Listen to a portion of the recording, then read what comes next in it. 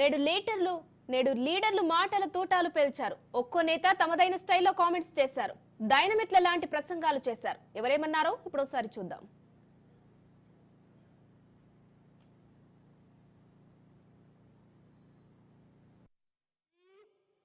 परजीवी पार्टी है, परजीवी पार्टी मतलब आपको मालूम है, जानते हैं?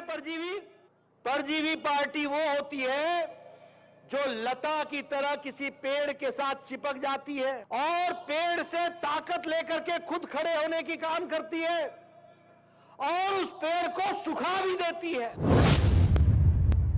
అయ్యా నడ్డగారు, మీరు మా అడ్డ మీదకి వచ్చారు. అడ్డగోలుగా మీరు మాట్లాడకండి. నేను సూటిగా నడ్డా గారిని కాదు కానీ మోడీ గారిని అడుగుతున్నా. నీ గుజరాత్ రాష్ట్రంలో 14 ఏళ్ళు మీరు ముఖ్యమంత్రిగా ఉన్నారు, 11 ఏళ్ళు ప్రధానమంత్రిగా ఉన్నారు.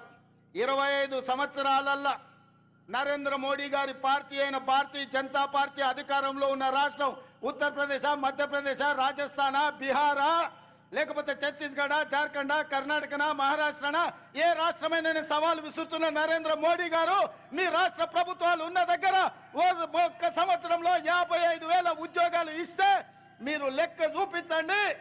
ఢిల్లీ నడి బజార్లో మీకు క్షమాపణ చెప్పి తల వంచుకొని నేను వస్తా. చైర్మన్ 13,000 ఉద్యోగాలు ఇచ్చామని చెప్పి నువ్వు డిఎస్సీ పెట్టినా కావచ్చు. డిఎస్సీ 12,000 మొత్తంగా తిప్పి కొడితే ఒక 20-23 వేల మందికి ఉద్యోగాలు ఇచ్చి ఇలా 55,000 మందికి ఉద్యోగాలు ఇస్తా అని చెప్పి మోడీ సర్కారు ఎన్ని వేల ఉద్యోగాలు, 10 లక్షల మందికి ఉద్యోగాలు ఇచ్చగలదా నరేంద్ర మోడీ ప్రభుత్వాన్ని? మన మీద దౌర్జన్యం చేసిన వాళ్ళనే దశాబ్దాలు ఓపిక పట్టినాం, గంత మంచోళ్ళు మనోళ్ళు. కానీ ఈ ప్రభుత్వం మీద మాత్రం సంవత్సరం లోపలనే తిరగకుండానే మెజారిటీ ప్రజలకు మాత్రం మనసు విరిగింది. తప్పకుండా మళ్ళీ తిరిగి అధికారం కేసీఆర్ గారికి దక్కుతుంది. ఇది నిజమైన ప్రజాపాలన కాబట్టి, ప్రజాస్వామిక స్వేచ్ఛ ఉంది కాబట్టి ఇలా కేటీఆర్, హరీష్ రావు లాంటి వాళ్ళు బాటంగా మాట్లాడగలుగుతున్నారు, స్వేచ్ఛగా తిరగలుగుతున్నారు. నిర్బంధం అంటే ఏంటి? నిర్బంధం అంటే గత 10 ఏళ్ళలో జరిగిన నిర్బంధం. నిజమైన ప్రజాపాలన పోయిన డిసెంబర్ మొదలై ఇలా సంవత్సరం వరకు సాగింది. ये मदारियों की सरकार है कि नहीं है?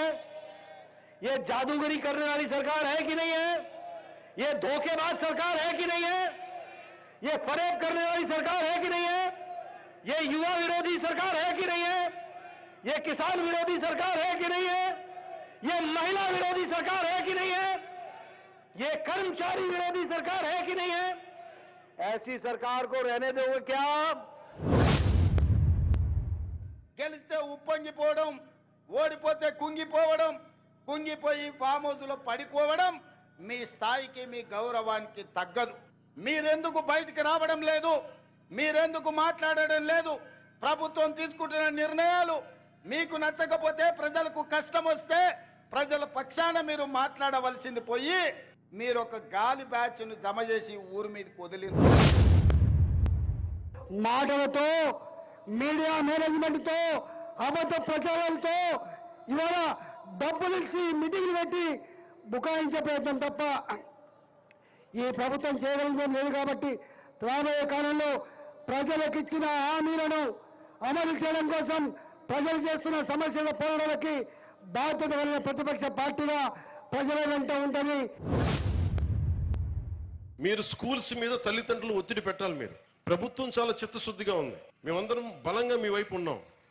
తల్లిదండ్రులు మీరు కనుక మా బిడ్డలు బాగుండాలి, వాడి భవిష్యత్తు బాగుండాలి అంటే మీరు బయటకు వచ్చి మీరు స్కూల్ ప్రిన్సిపల్స్తో కానీ, అధ్యాపకులతో కానీ, ఉన్నత అధ్యాపకులతో కానీ మాట్లాడి మీరు మా దృష్టికి తీసుకొచ్చి, వాళ్ళ దృష్టికి తీసుకొస్తే తీరని సమస్యల్ని తీర్చే బాధ్యత మేము దృష్టి పెడతాం.